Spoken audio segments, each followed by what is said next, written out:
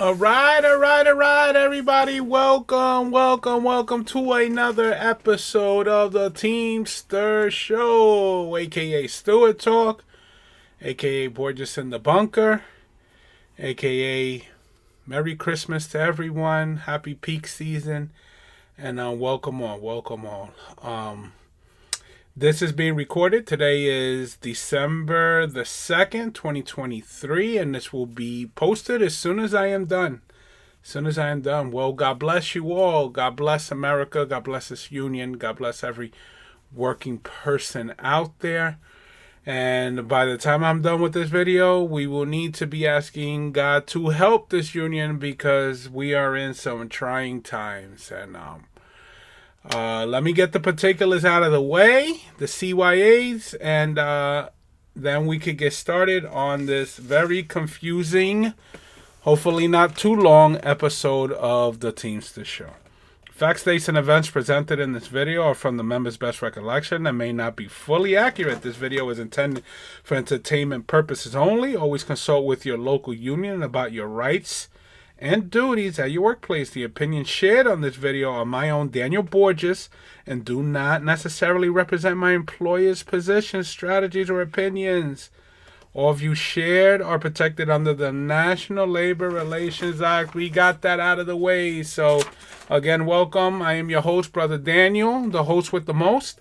And let's get this show started. Now, before I start, I want to make one thing totally clear. While I am still upset from what's going on in this situation, I want to make totally clear this isn't to attack the stewards that are involved. This is basically, like always, is holding the people up top responsible, okay, for their lack of solving a problem. But let me knock it off. Let me move on. Let's move on. Let's get this started because this is going, like I said, it's going to be pretty confusing. So right now we're in the season of vacation picks. Okay, everyone's picking their vacations. I think they got to be done by the 15th of December, and it was brought to my attention that while these vacation picks are going on in Cranberry and in Edison, this is in reference to Cranberry and Edison because I'm understanding that in Meadowlands and Parsippany, this is not going on. They're doing it the right way. And there are possible violations taking place because they're doing it incorrectly. Now, when I say I do not want to, it's not an attack on the stewards, is because they were trained to do it this way and there was no oversight. No one was watching on how this was being done, and now it's coming to light because of a certain conversation I had with one of the stewards. So basically, when we pick our vacations, we don't go, it's not going within the year. We go from our bank to bank.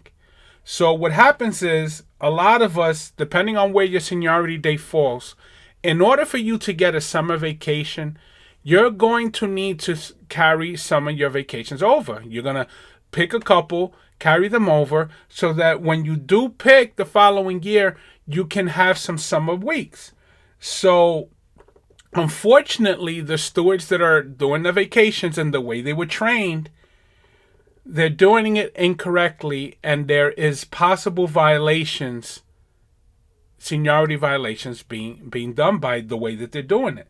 So the contract does not state that you're only allowed a certain amount of summer vacations. What it states is that whatever amount of weeks you get, let's just say you're a person with 5 years seniority, you get 3 weeks vacation.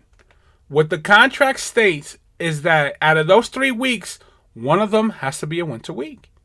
So the two, you do whatever you want with them. You can use, it doesn't say that the two are you're only allowed 2 for the summer of the year and that's it. No, you do what you want with the rest of them. And if you carry them over, you have to remember you got to use that same winter formula, that same the winter amount of weeks that it calls for. So let's give an example. Let me use an example. You got 5 years.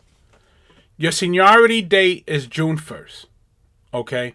Let's just say last year you carried over your vacation. So for 5 years, you get 3 weeks vacation.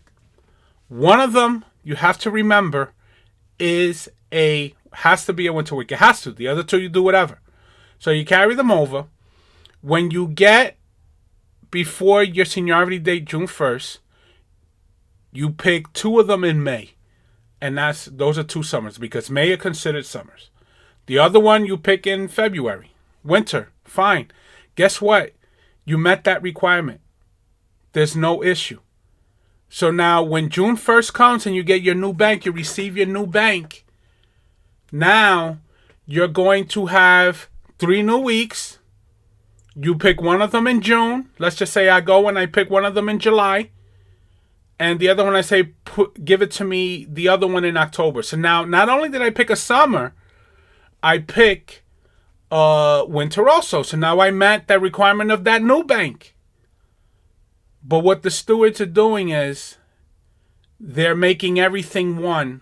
And they're saying, okay, listen, you already picked May summers. You can't pick no more summers. The rest you got to pick, as many winters as you want. And that is an outrageous and it's an absolute violation of your seniority. So if this has happened to you when you picked your vacation and you were told you cannot pick because you already picked too many summers and you met your winter quota, the winter requirements, you met those, and then you're being told that your seniority is violated. Okay? And if anything, how many times that when I do these videos, I tell everyone, it's the most important thing that we have in this company is our seniority and our jobs. And what we can't do is compromise on either one. And so my opinion about all this is, should the stewards be doing this? I believe they shouldn't. That's my opinion though. Because now, where in this egregious mistake that's going on, where's the liability lie? Well, your union people are doing it. They messed it up, so you go see them. And this is a problem. Because you can have a steward who might take this interpretation of what 3 weeks are, and then knowing that the one has to be a winter week, he can go and he can interpret it the way he wants, and the interpretation is not there that says that you're only allowed 2 in the summer. And it's a problem. It's a huge problem. So while you take away the liability from the company, now, if someone did get violated, who are you going after? And so, once this came about, I came into a discussion with one of the stewards that was doing this. And as we were talking about a certain scenario, let's just say something came up. I don't know anyone that's been violated yet after this point. But as he's explaining this to me, I'm telling him that he's doing this all wrong. He's doing it wrong. And then I confirmed with another steward, and they said, yeah, you're doing it wrong. And we told him he really needs to stop. He needs to stop everything what he's doing, check with the hall.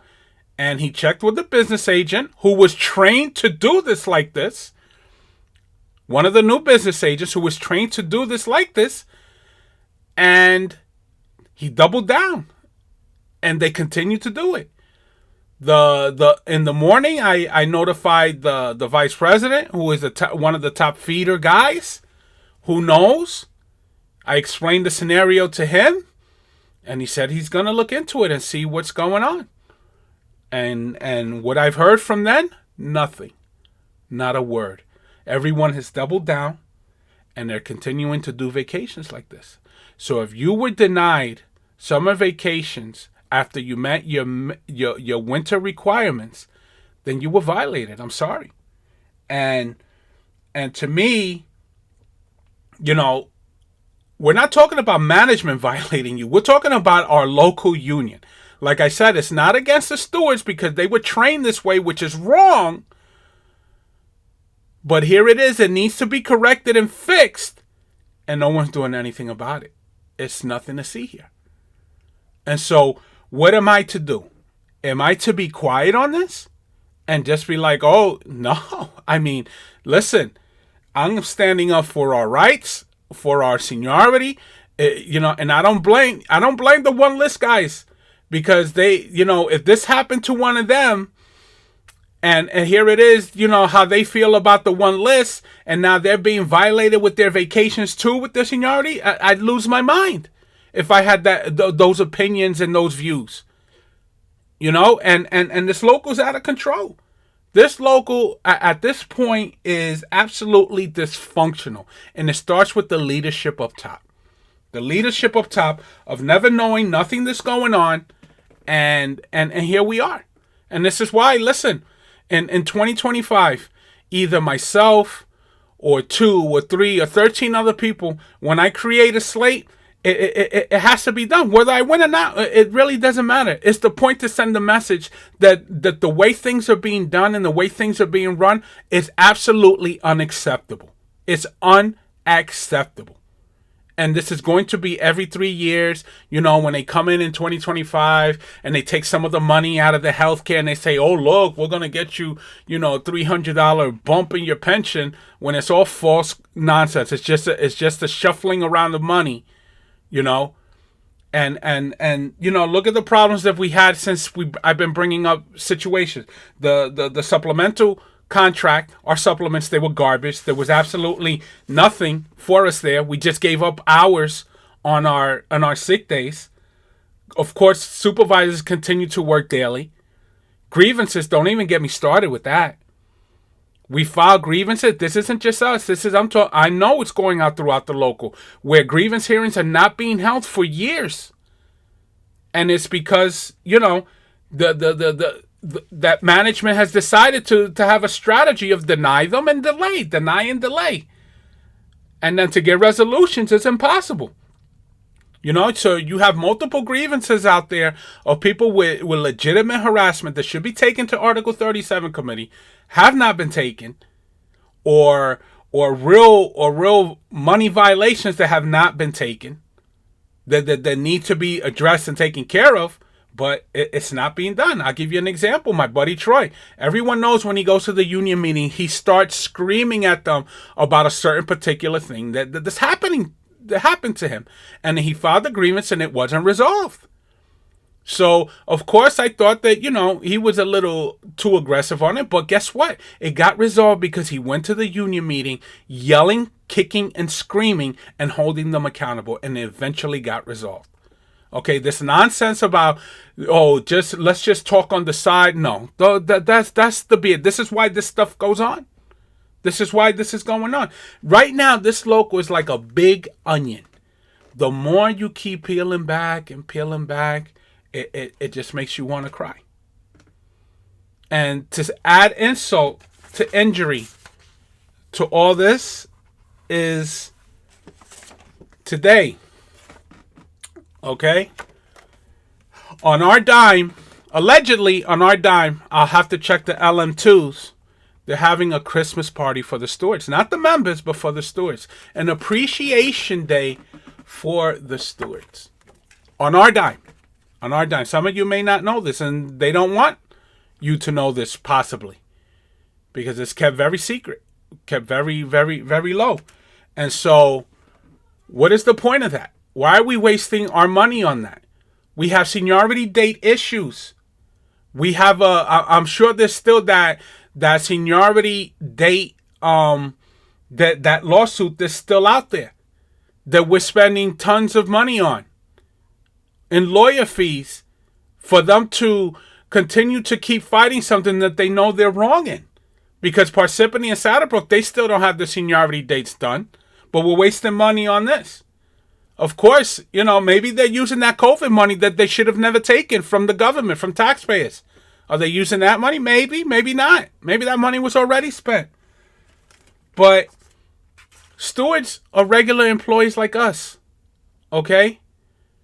They they get compensated. Stewards get compensated. They get a small little stipend. It ain't much, but a small stipend for the job that they do. Okay? And to now say that we need to spend a couple of $1,000 more on a Christmas party to get them liquor and food, it's absurd. I think it's absurd. It's an abuse. And it's only for one thing. That's all political stuff. Because what you do is you bring them in close. You keep the shop stewards close. You make them feel like they're your friends. You know, you're friends with them and you're close. And then what happens is they become compromised. So when something like this going on, no one's going to say anything because, hey, these guys are great, man. I had drinks with this guy and we broke bread together. And this is the problem. This is the problem that exists. Okay? And, of course, I got to be the bad guy to open my mouth and say something about it. But it is what it is. Whether I'm a steward, whether I'm not a steward, I'm going to keep putting light to the dark crap that goes on in this local. And I really hope it hits their peers, because maybe there's someone in 804 like Evgeny Perone or somebody out there that sees these videos and they see like, what the hell is going on in local 177? Aren't they always bragging about how great they are? We were a time ago, but we're long, far from that time. I think one of the strongest locals in this and on this side, on the other side of the river, is 804. Vinny Perone has done an amazing job. I see his posts of all the grievances that they're constantly getting guys paid for thousands and thousands of dollars while we're still jerking around for 8 hours, you know, and it's just sad, guys. But I'm sorry to bring this, this bad light on what's going on, but it is what it is, and it needs to be told, and you guys need to be informed. If you're one of those people that were violated, you need to notify the hall, not a business agent. Notify the vice president. And like I said, it's not an attack on the stewards. That's the way they were trained, and it's just horrendous. It's just horrible. It's just really bad. But that is it, guys. Everyone continue to have a safe peak season. Like I said, if you guys were violated, notify the hall immediately. And, they need to fix it. They need to fix this. And, God bless you all. Good night. And hopefully I'll probably see you guys next year. If I need to do another video, I'll do it. But don't forget Christmas toys, the toy drive. Give toys, guys. Give toys, please. But other than that, God bless you guys. See you guys soon.